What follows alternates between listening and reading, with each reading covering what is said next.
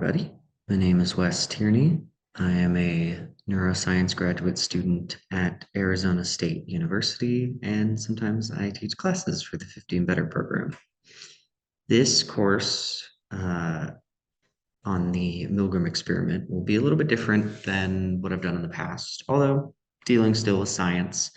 And I think I'll give you a little introduction or teaser, I guess, to it, which is in the early 60s, Stanley Milgram, a psychology researcher at Yale, decided to put on what is likely considered one of the more standout and you could say controversial social psychology experiments, and likely one that a lot of you have at least heard of in passing, if not know some of the details. And by some, I mean unless you've researched it extensively, a lot of the details are left out, which is kind of where this lecture comes in. I based a lot of this lecture on a book that came out not terribly long ago by Dr. Gina Perry, a social psychologist out of Australia.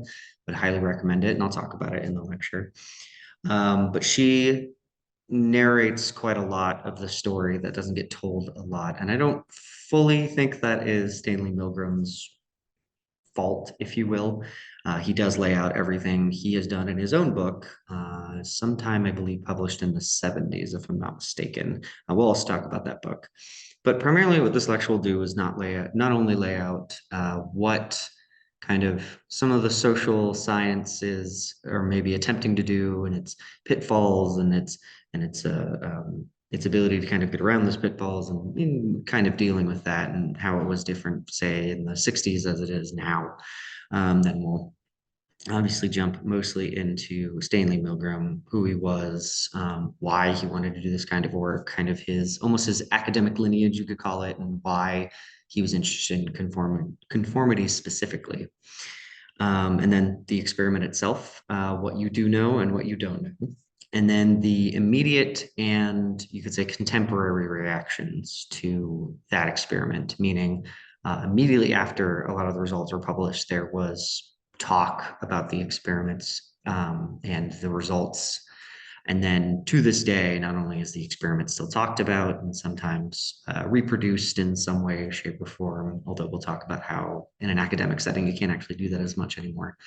And we'll talk about a lot of the contemporary research around that and his conclusions specifically, Milgram's conclusions specifically.